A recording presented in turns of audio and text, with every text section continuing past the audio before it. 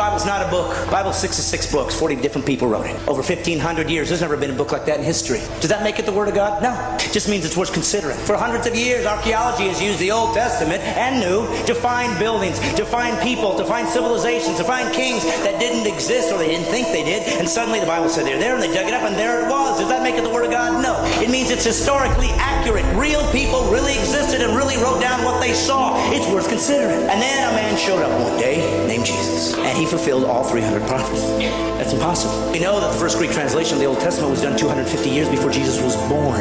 How could they possibly know that he'd be born? And could they possibly know he was going to be crucified when crucifixions didn't even exist as a capital punishment yet? How could they know that he'd be betrayed for 30 pieces of silver 250 years before there was a Jesus? Does it make it the Word of God? No, but it's starting to get close. And then Jesus said he would fulfill these things and did miraculous things to prove I'm not just a guy talking like everybody else. Look what I've done.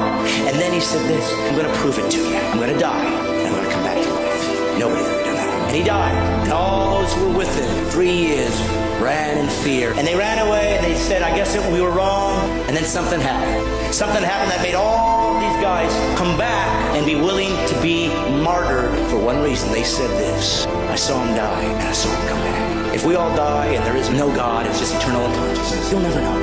But if you're wrong, you'll know. And it's not a gamble anyway.